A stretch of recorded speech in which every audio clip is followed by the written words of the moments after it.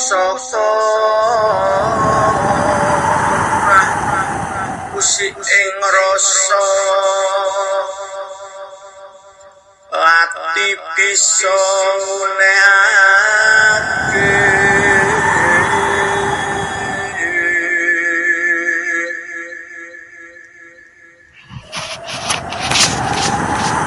Assalamualaikum warahmatullahi wabarakatuh. Selamat pagi sugeng enjang para sutresna kang mulya. Sugeng kepanggihan malih kalian siaran Teguh Rahayu Slamet. Channel ingkang tansah berbagi kaweruh pangerten lan pengalaman laku nindakaken sedaya ajaran-ajaran luhur, sedaya ilmu hak, ilmu hikmah, ilmu hakikat lan tansah berbagi kaweruh pengalaman lan nindakaken laku kasampunan urip, laku kumpul nunggal suci, serta laku panca laku ngurip ihsan, lan ingkang paling utama inggih menika tansah berbagi pangerten kaweruh lan pengalaman laku nindakaken panca laku kunci ngurip mubarok. Mugi kepanggihan kita wonten ing enjang menika ugi tansah saged anetasaken manfaat miguna lan mahanani dumateng tekad ginebengan kita anjenengaken tumindak ingkang luput, tekad ginebengan kita tansah nentremake sedaya kahanan lan nentremake liyan lan tansah kita saged nindakaken kawicaksanan lan panguwasan ingkang ateges ingkang dimaksud wonten ing unen kunci. Mugi kepanggihan kita tansah anetasaken manfaat miguna lan mahanane dumateng tumata gesang kita sedaya sekeluarga wonten ing alam donya.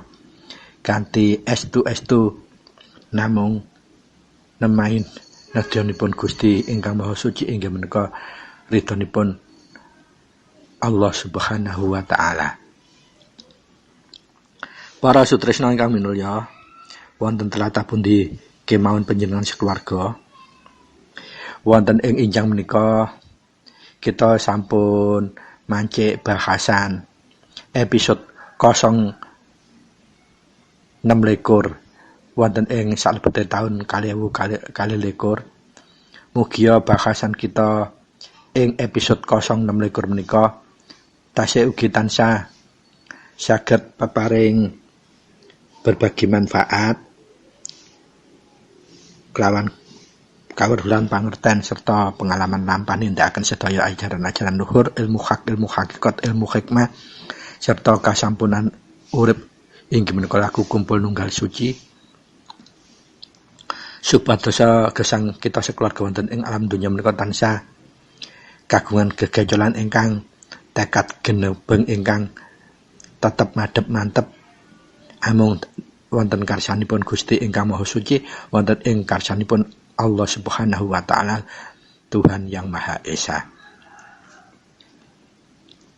Pramila para sutresna ingkang minulya, monggo kita badhe bahas awal hingga akhir mangke kita tata niat kita jembaraken penggalih kita lapangaken dodo kita lan kita alasaken rasa jati kita supados napa bahasan kita awal hingga akhir mangke saged tetep anetasaken manfaat miguna lan mahanani saking ridhanipun Gusti ingkang Maha Suci. Pramila monggo kita nata niat kita jembaraken penggalih kita lapangaken dodo kita lan kita alusaken rasa jati kita bahas episode 026 ing salebete taun 2022 menika kuku badhe ngaturaken tema inggih menika wiwekane putra masesoni Pancabaya gesang wonten ing alam donya menika. Kuku wangsul malih tema ingkang badhe kita bahas inggih menika wiwekanipun putra masesoni Pancabaya gesang wonten ing alam donya menika. Para sutresna ingkang minulya, tema ingkang kita bahas inggih menika tema Pancabaya ingkang kedah diwasesoni putra kelawan wiwekanipun nggulung napa malih gelar. Keranten menapa wonten unen-unen urip iku identik karo masalah. Dalam bahasa Indonesianya, hidup itu identik dengan masalah. Tidak ada hidup tanpa masalah, atau sebaliknya tak ada masalah kalau kita itu tidak hidup. Berarti kalau kita hidup, berarti kita harus benar-benar siap menghadapi masalah. Artosipun konsekuensi logis dari kehidupan itu sendiri adalah masalah. Pramila para sutresna ingkang minulya, khususipun para kadang para putra Rama ingkang minulya.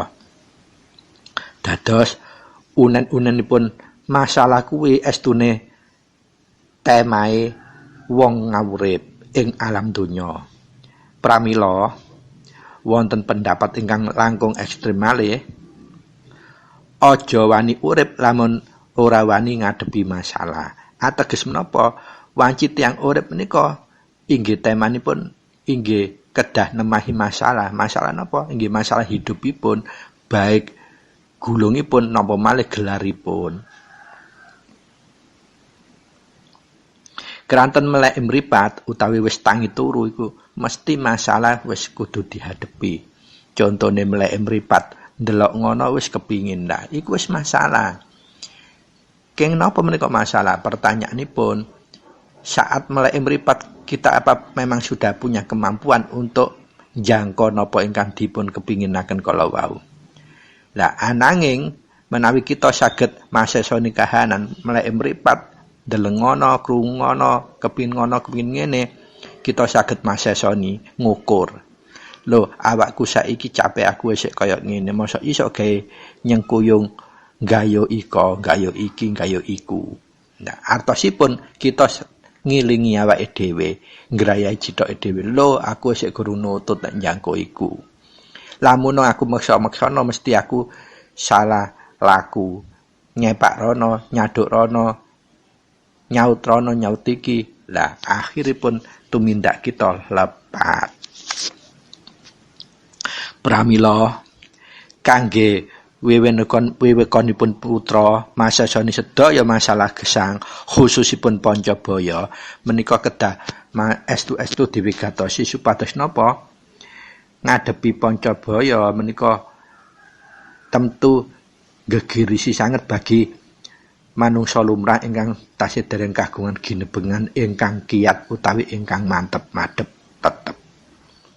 Lamun khusus kagem putra Rama ingkang sampun pinaringan wahyu panca gaib wahyu eka buwana estunipun kahanan kala wau boten kedah dipun wigateni terlalu saklek. Kranten napa saged diwewehaken kelawan putra ugi kelawan gulung napa meneh kelawan gelaripun.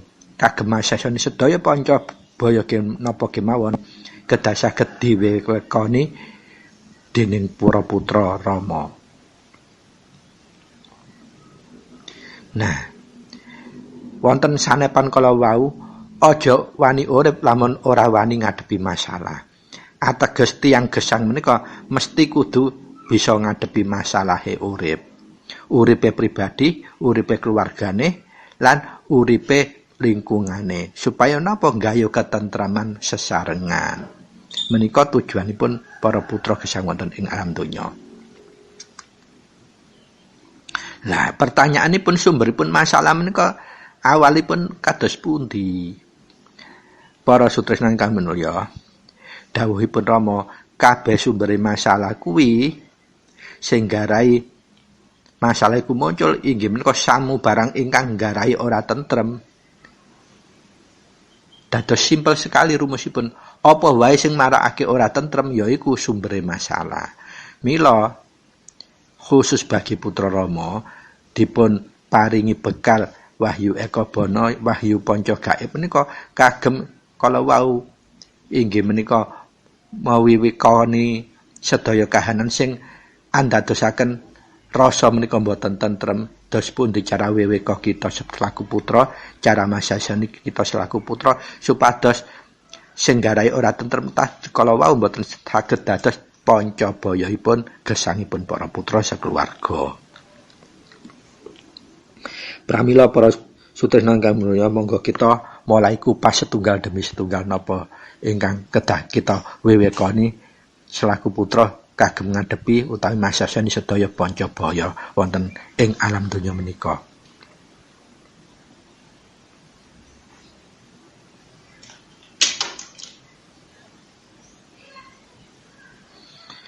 Pancabaya menika wanci kagem manungsa limrah umum dianggep ndrawasi sanget.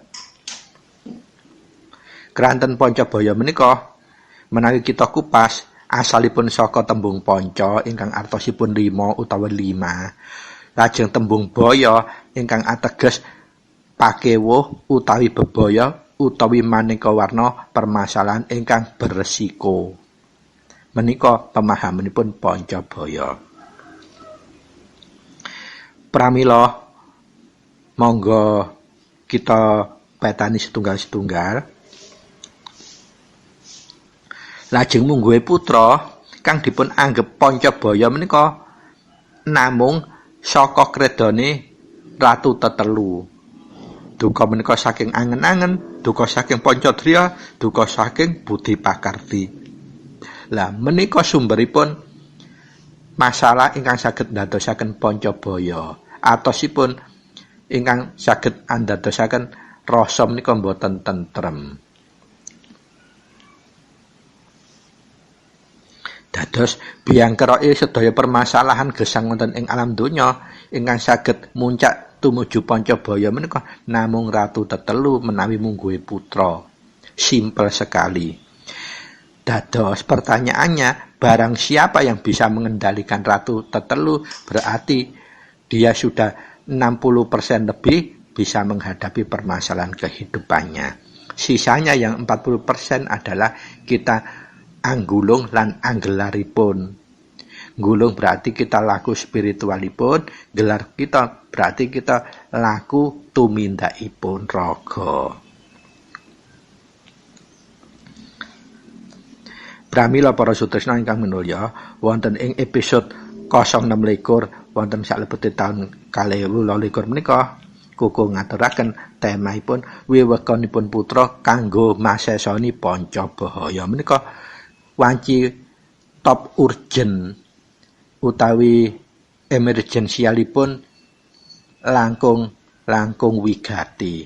Keranten napa wonten ing jaman akhir menika tumpang tinindhe kahanan gesang menika sampun andrawasi antaranipun bener lan salah, antara pebener lan asalah menika sampun tipis bedanipun.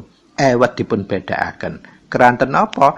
Sampun kebiasaanipun menjadi sesuatu hal yang benar-benar luar biasa. Bayangkan sekarang pola-pola kejahatan menika sampun boten ditumindakaken ing mangsa dalu. Awan kentang-kentang, siang kentor-kentor tumindak kejahatan menika sampun tanpa tedeng aling-aling. Lah menika tanda-tandanipun kita selaku putra kedah malah gegondolan marang Wahyu Eka Bawana, Wahyu Panca Gaib, kunci paweling singkir sarta mijil menika kedah semakin dikencengaken, semakin dikokohaken, semakin diwigatosaken. Keranten menapa? Amung kelawan lampah Wahyu Eka Bawana, Wahyu Panca Gaib kala waulah kita saged anemai sedaya permasalahan gesang khususipun Pancabaya. Lah pertanyaanipun babakan Pancabaya menika para kadang tuwin putra Rama sampun kathah ingkang kabukten mangsa mulai taun wiwitanipun Rama sampun kawijilaken asma Heru Cakra Semana taun 1950 gangsal ngantos sak menika 2000 menika paksaksanipun para kadang para putra Rama sawampun kuwatah menawi dipun serat wonten buku nggih boten cekap. Pramila mangke kuku badhe ngaturaken beberapa cuplikan pasaksen utawi pengalaman lampah yang sudah menjadi paksaksen para kadang para putra Rama mulai tahun 1950 gangsal ngantos dumugi 2021. Napa kemawon bentuk Pancabaya ingkang sampun nate ditemai para kadang para putra Rama, lajeng kados pundi solusi jalan keluaripun ngadepi Pancabaya kala wau. Pramila monggo pukul imutaken malih kita tumataken niat kita jembaraken manah kita lapangaken dada kita lan nalusaken rasa jati kita kagem nemahi khusus bahas tema ingkang khusus menika inggih menika wiwitanipun putra masesani sedaya Pancabaya. Supados napa kita mangke bahas kanthi jinangkungan amung saking kuncara suci langsung saking Gusti ingkang Maha Suci, ateges kita gendolan hidayatul hidayah langsung saking Gusti ingkang Maha Kuwasa Allah Subhanahu wa taala piyambak. Sehingga napa hasil bahasan kita tetap saged netasaken manfaat miguna lan mahanini dumateng kehidupan kita sekeluarga menawi kita tindakaken. Para sutresna ingkang minulya, lajeng napa kemawon kedadosan ingkang ndrawasi Pancabaya ingkang nate ditemai para gadang kaliyan putra Rama. Para sutresna ingkang minulya, monggo dipun wigatosi kuku nderek nyuwun izin badhe ngaturaken beberapa kahanan ingkang nate ditemai para kadang lan putra Rama dalam masasaning Pancabaya menika. Ingkang pertama angka setunggal. Lah, mulai zaman semanten ngantos dumi zaman 2021 menika kahanan pengkerengan putra kelawan putra inggih tasih wonten ingkang kedadosan. Sampun boten disulak sumelang malih wanci menika temanipun kehidupan, permasalahan kehidupan. Dados mulai zaman rumiyin ngantos zaman sakmenika antar putra para putra menika inggih tasih sering wonten pangkerengan. Lah pertanyaane dos pundi cara mewekani putra menawi mirsani ada antara putra saling kekerengan. Duka menapa sebabipun ingkang jelas wonten kahanan kekerengan. Lah nemahi kahanan ingkang sampun nate tu terlampahi utawi kedadosan aturipun Rama menawi ana satunggale putra lawan putra liyane andadosaken pekerengan, pramila solusinipun namung setunggal inggih menika kita selaku putra yang prihatin monggo enggal-enggal panjenengan matrap kunci kagem putra kekalih kala ingkang kekerangan.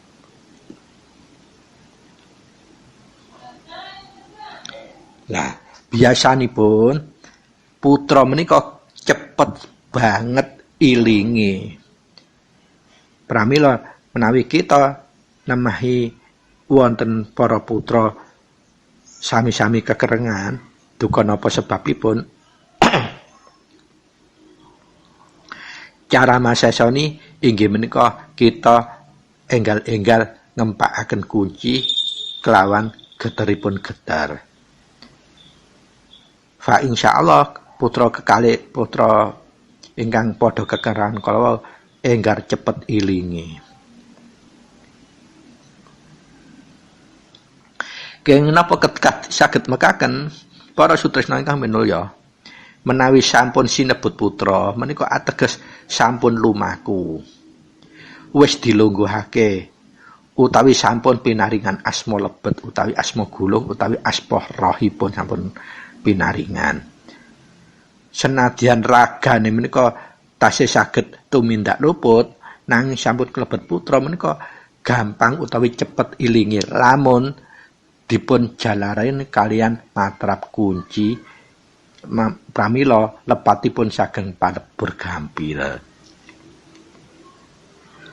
Dados menawi kita nemahi wonten para sami putra pekerengan utawi padudon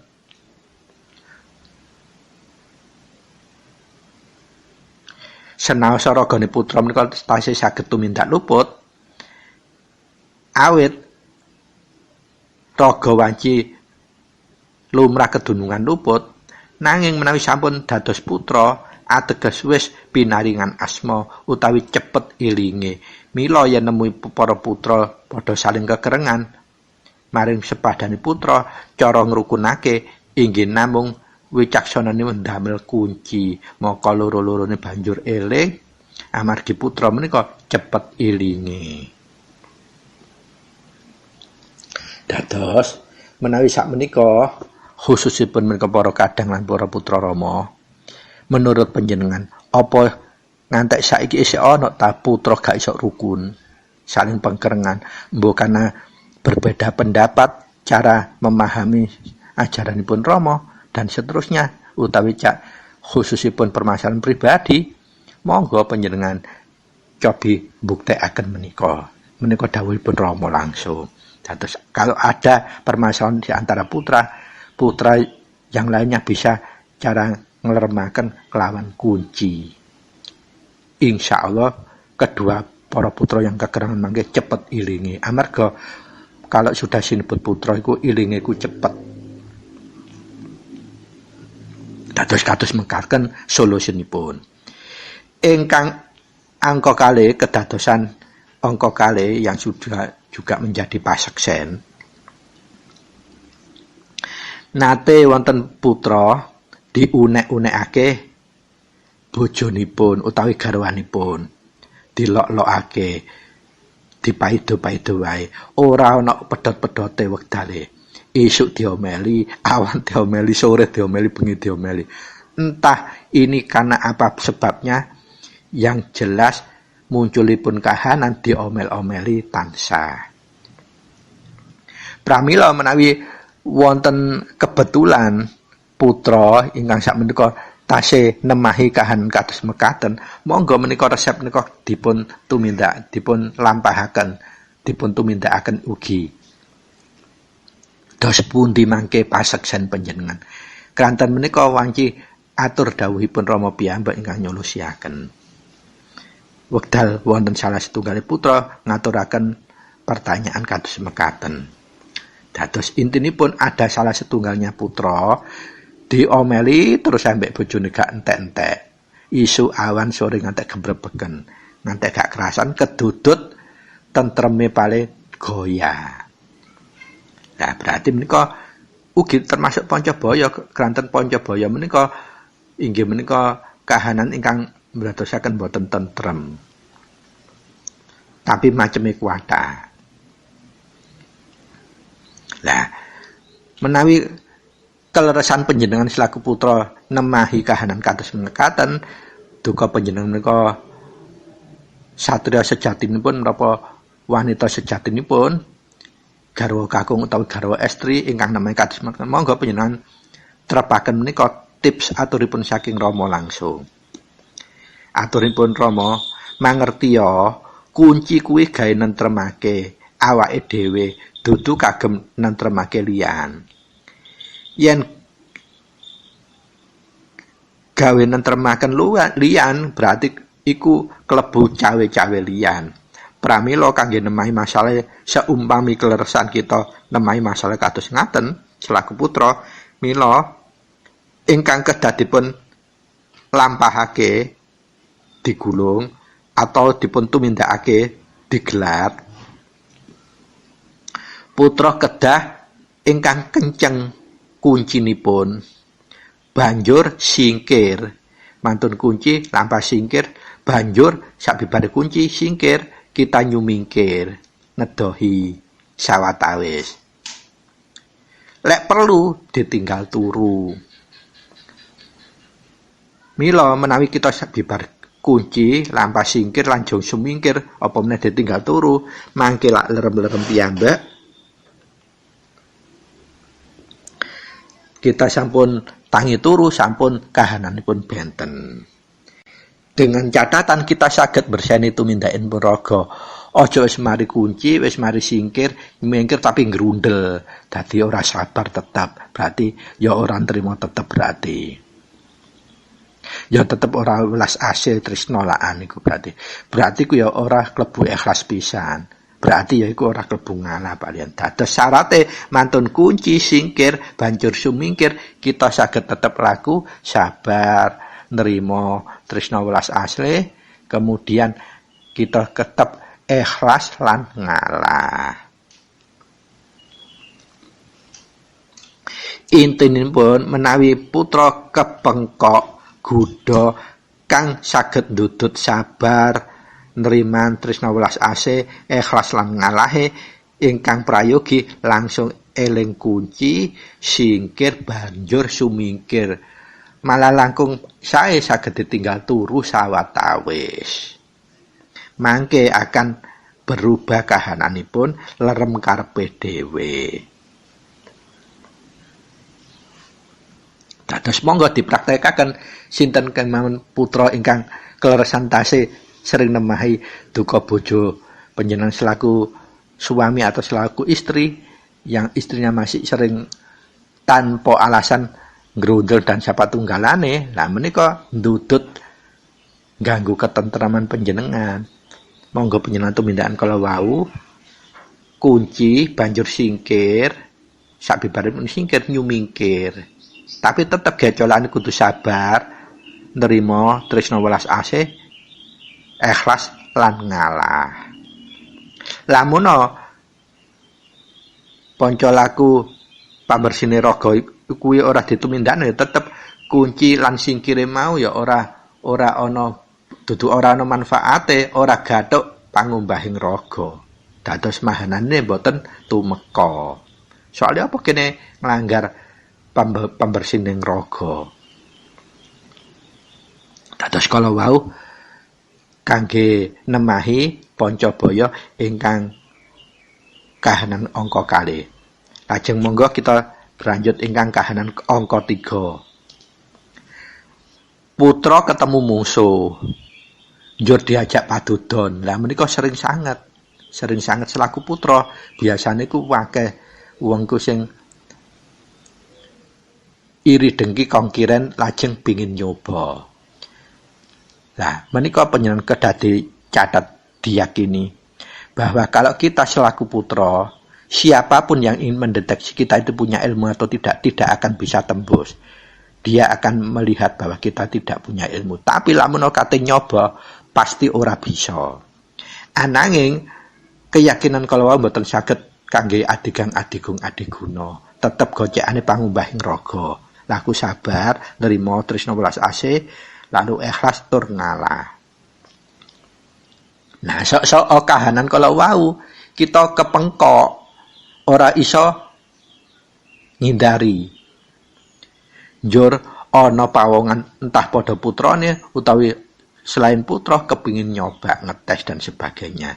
Bahkan wonten ingkang terang-terangan ngajak nyoba ngetes ilmu. Nah, dos pundi kahanan kados menika menawi diri adepi putra. Dan menika resep ingkang sampun nate dipun aturaken Rama panjenengan saged nindakaken kanan menika kegolong dawuhipun Rama.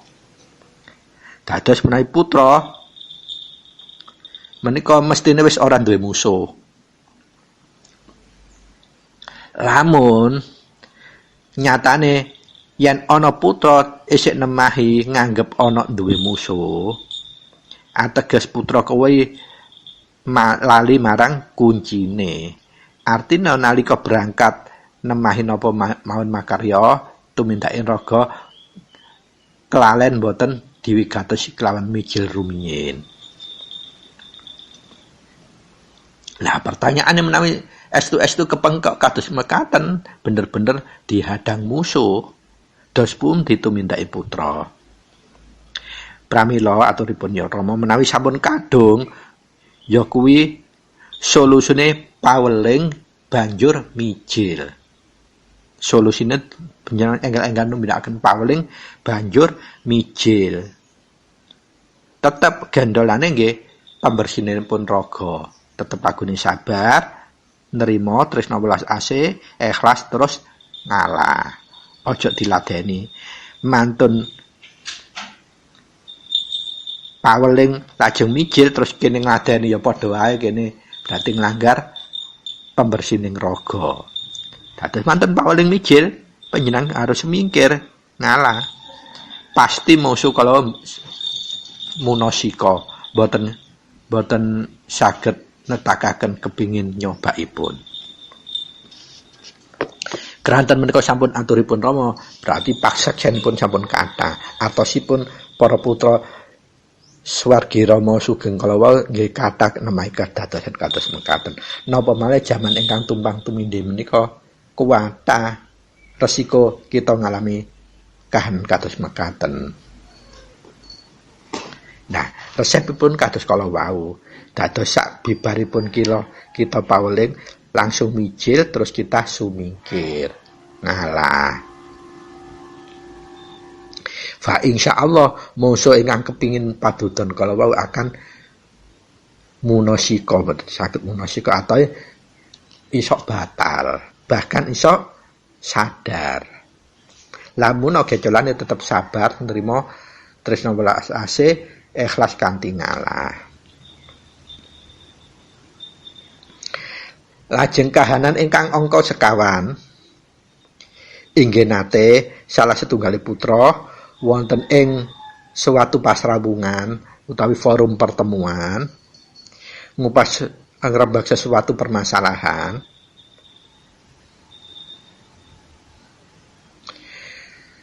Terjadi debat. Lah, setiap pertemuan wanci resikunipun menawi kita boten gecolan pangombaing raga mesti terjadi debat, dan itu tidak akan bisa menghasilkan apapun kalau debat itu, karena masing-masing pihak pasti mempertahankan nafsiyah kebenaran dewe-dewe, ora rebutan salah soalnya.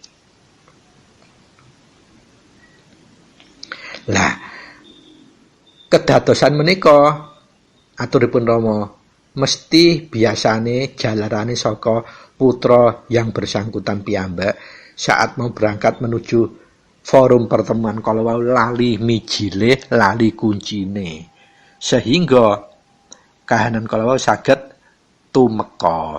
Lamun putra boten lali kuncine, boten lali mijile badhe berangkat kalawau, fa insyaallah boten akan nemahi kados kalawau kedadosanipun. Lah pertanyaanipun menawi sampun kadung wis nggih forum mang wis lali dadak ana debat panas, dos pundi tumindakipun putra. Lah menawi sampun kahanan wis kadung, jenenge wis kadung, kudu dihadepi. Carane dos pundi? Inggih menika panjenengan singkir banjur sumingkir utawi ateges ngindari. Wis mari debat kene mang kepancing melok debat panas. Begitu eling langsung singkir. Singkir menika ateges kita mepesaken nafsunipun piyambak. Grodane ratu tetelu mang dipepesaken dhewe lajeng sumingkir. Duka mundur.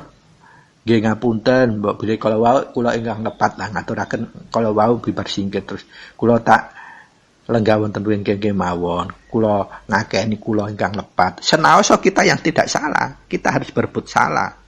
Cobi mangke menawi dipun tindakan kados ngaten napa ingkang kedadosan.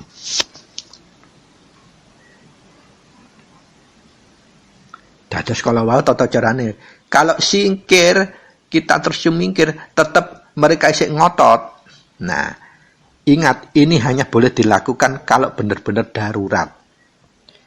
Kalau sudah benar-benar darurat kita masih dikejar. Jadi pamungkas utawi alternatif terakhir panjenengan kunci ingkang geter 3 kali njur gedruk bumi 3 kali tanpa nafas. Jadi kuncinya tanpa nafas 3 kali, njur gedruk bumi 3 kali tanpa nafas. Sabibaripun gedruk bumi kalawau panjenengan tutup kalian paweling. Paweling disertai mijil pangestu. Terus pun ditata carane monggo panjenengan wigatosi. Umpamane kepeksa panjenengan langsung matrat kunci dalam hati tanpa nafas 3 kali. Sak bibaripun 3 kali panjenengan gedruk bumi 3 kali, banjur panjenengan paweling 1 loro 3 telonono 1 siji loro-loro telu telonono, siji sekti loro dadi telu pandita, siji wahayu loro gerak rahina, telu rejeki. Njur panjenengan tutup kelawan mijil pangestu. Jeneng disebut jeneng sira mijila, panjenengan ingsun kagungan karsa arsa nyuwun tambahi pangestunipun murih kasembadan lan kaselaksanan sediane kanthi teguh rahayu slamet. Panjenengan tutup saking pangestunipun Rama, pangestunipun Rama, pangestunipun Rama.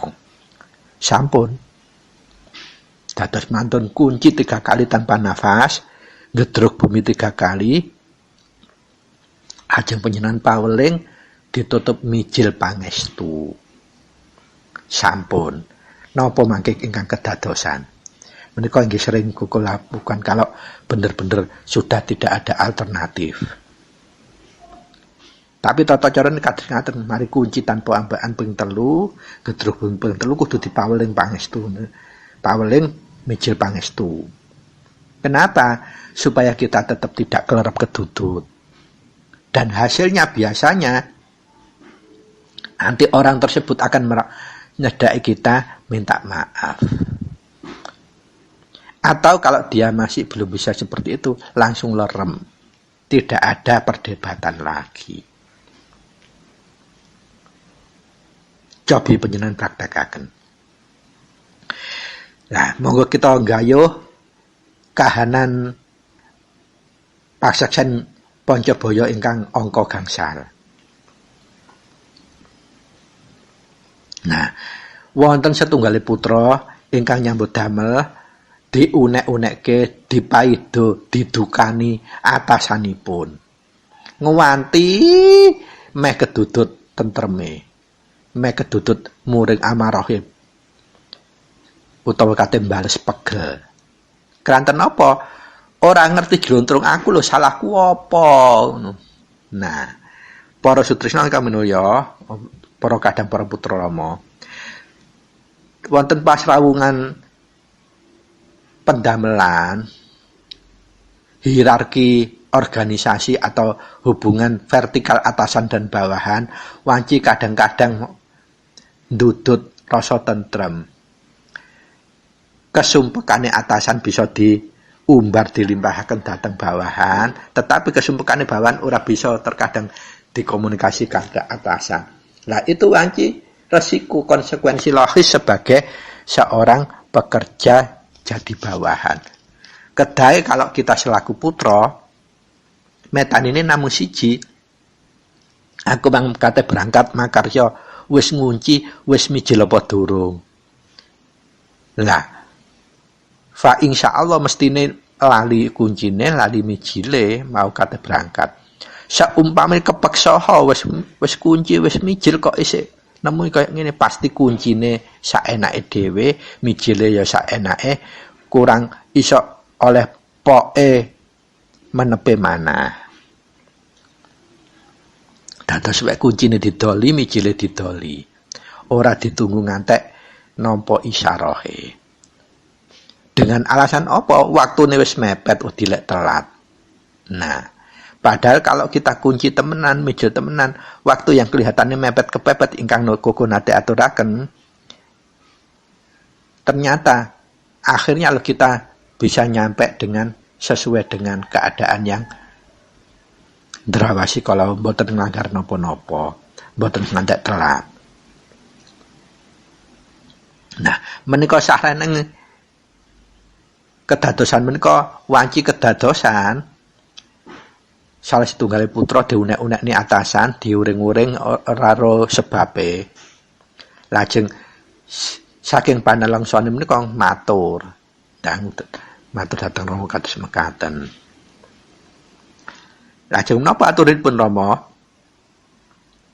Yen nemahi kahanan kados mekaten, ngono kuwi pasti putra piyambak lali kelawan kuncine utawi lali kelawan mijile, utawi nindakaken kunci lan nindakaken mijil padha karo tiyang ingkang nindakaken kewajiban syariat mung guguraken kewajiban. Atosipun intine mahananine mboten dipun gayo. Lah, sarene menika sampun kedadosan dos pundi cara ngadepipun? Mila menawi nemai kahanan kados mekaten,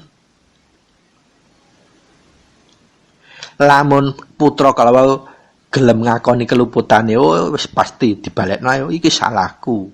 Selaku putra mengkuncine gak temen, mijile ora temen. Nah, artosipun sampun ngakoni kelepatan, pramila kita langsung saged nindakaken kunci malih, mijil malih, njur candle. Dos pundi panjenengan wigatosi jalaran atasan jenengan tasik ngomel napa mboten.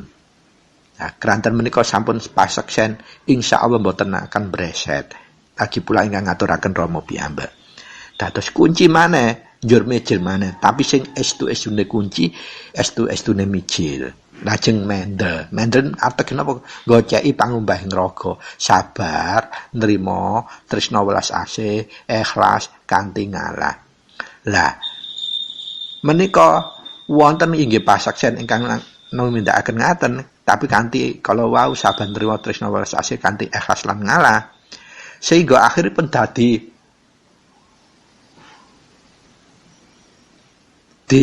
bener-bener disayang kalian atasinipun, dados akhirnya dados bawahan yang diprioritaskan. Setiap ada permasalahan pasti diajak rundingan.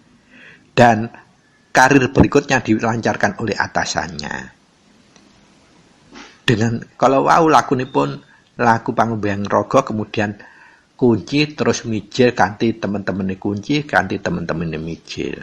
Sehingga berikutipun atasan yang awalnya genting banget, paling sayang banget, diperhatekno banget, karirnya juga diperhatikan juga akhirnya. Keranten napa kita gecolan pangumbahing raga menika artosipun jaga katentreman. Pramila banjur kita nyobi lagi kunci temen, mijil temen, akhiripun atasanipun lerem, malah welas asih tresna dumateng putra ingkang biasane dipengkerengi kala wau. Nah, menika sedaya sampun wonten pasaksenipun. Kanten ingkang dipun aturaken Rama piyambak dados monggo saged dipun contoh dipun lampahaken inggih menika dipun laku gulungaken utawi ditumindakaken laku gelaraken. Lajeng ingkang angka 6 kahanan angka 6 salah setunggal putra nate kepengkok tiyang Jaya Kawijayan. Lah menika sing sak menika sewering sekali kita ketemu. Kita duwe tamu titik, duwe kadang titik, banyak orang-orang yang laku spiritual itu pingin sekali ngetes dengan cara Jaya Kawijayan. Bahkan sama-sama putra terkadang juga gitu, nggak percaya kita dites. Temen tawang iku isok temen manunggal temen tala. Lah dos pundi menawi putra nemai kahanan kados ngaten. Sing gak percaya iku ya padha putra, ana juga sing gak percaya wong Jaya Kawijayan. Lah menika aturipun Rama, wis getera kunci lan singkir njur sumingkir utawi ngalah. Gecolan pangumbahing raga. Wis kuwi mawon, kunci sing geter, singkir sing geter njur mulung. Mulung lawan apa pangumbahing raga? Laku sumele pasrah.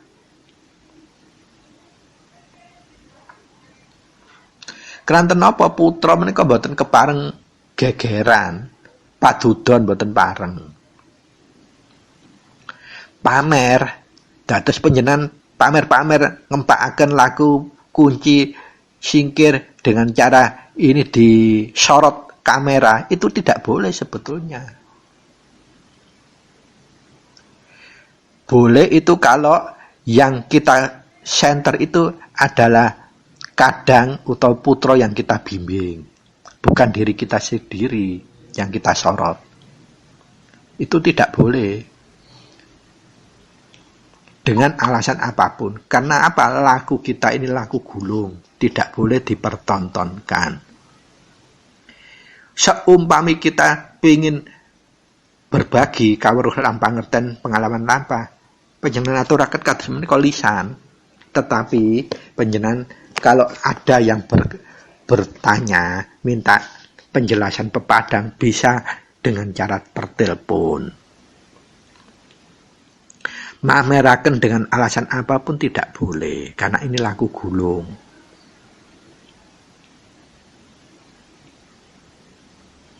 Dados, kalau benar-benar kita kepengkok tiang Jaya Kawijayan utawi sesami putra yang gak percaya apa bener sih wis isih laku wingi kok wis manunggal kok wis wani ngekekno kunci nyang liyan.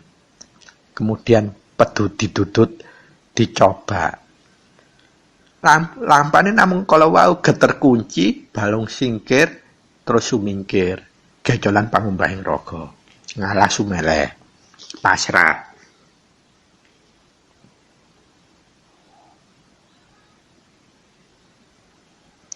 Utawi malih menawi kleresan kala wau padha-padha putra malah langkung gampang. Geter kunci mestine gampang ilingi. Kranten putra menika cepet ilingi. Lamun wis digeter kunci isih gak eling.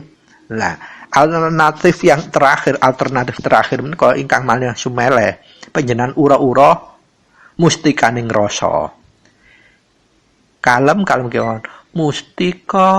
Mustikaning rasa. Nah. Menika panjenengan ura-ura kali reng-reng kalem. Ngantos selesai. Mangke putra ingkang tetep piandel Aji Jaya Kawijayan kepengin nyobi kita mangke. Rasane awake kaya keroken ora nyaman banget lek ngrungokne ura-ura mustikaning rasa. Kita ura-ura alih talit mawon kalem mawon. Gak nyuwamen banget awake kaya keroken kabeh. Panjenengan cobalah menawi mboten perjatos.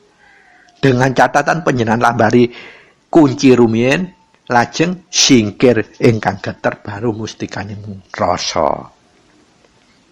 Mustikaning rasa. Lah menika lho. Datan ora padha uwalira lamun wis padha mijil. Lah menika unan-unanipun. Coba panjenengan praktekaken. Menika catatan sesami putra lho nggih. Sing isih kedudut kala wau. Loh, wong iku lho isih dadi putra isih pirang wulan kok wis wani ngekeki kunci, kok wis wani nglenggahake bimbing kunci liyan. Wonten ngoten niku. Nah, pramila ingkang kula aturaken kala wau sampun dados paseksen atosipun boten teori, boten tembung jare. Panjenengan tumindakaken piyambak saged. Ingkang angka 7, monggo kita lajengaken para sutresna. Salah setunggal putra nate matur dhateng Rama, griyane menika dipun leboni maling utawi rampok. Kaya wong keturane lelep banget utawi kesirep. Ajeng matur kados mekaten. Aturipun Rama, lamun putra sadurunge turu bener-bener matrap kunci komplit atosipun kunci ngantos singkir komplit, kunci ping 7, lajeng singkir ping 3, paweling ping 7, ping 3, mijil menapa badhe tilem ping 3. Nah, kalau untuk mau tidur jangan ditutup. Begitu habis kunci, singkir, paweling, mijil jangan ditutup. Biarkan saja. Pasti kita tidak akan selama tidur sampai bangun pagi nanti tidak akan ada kedadosan yang ndrawasi. Nah, lamun kalau terpaksa terkadung keturon, njur ana maling, njur ana rampok, dos pundi putra ngadhepipun, wiwikonipun, masasanipun. Mula lamun wis kadung, kagem nemahi Pancabaya kala wau ingkang darurat, putra aturipun Rama, kunciya nahan nafas ping 3. Lah kados kok ingkang aturaken kala wau. Lek wis kepepete nemen kunci ku diwaca tanpa nafas ping 3. Njur gedruka bumi ping 3. Jejeg ing bumi ping 3 iku ateges eling temenan. Eling apa purwaning dumadine kita? Purwane dumading menungsa kuwabe ku saka sari-sarine bumi. Dados menawi digedrokaken ping 3 menika bumi melok bantu. Apa bumi ora duwe daya? Gusti itu maringi daya kelawan apa wae ingkang diciptakake. Lan diparingi delegasi untuk jebulake dayanipun. Pramila menawi sampun kunci di patrap boten ngangge ambekan ping 3 digedrokaken bumi ping 3, pasti napa kemawon ingkang kita temahi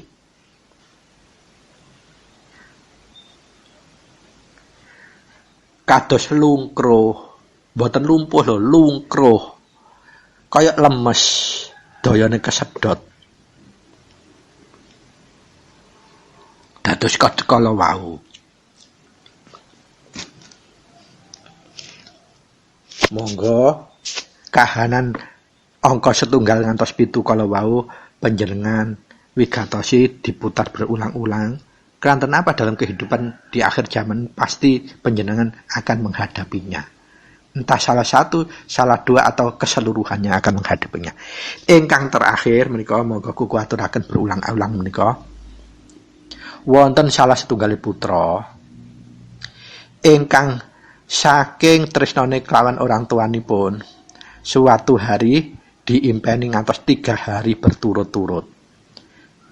Bapakipun ngipeni ngetok rantai gede dikalungaken ambek sikil tangane dirantai. Nggih tempat yang bener-bener ketok wengker angker gegirisi. Keadaane kusut, pakaiannya campang-camping, rambutnya dawa lusuh, wajahnya tidak beraura.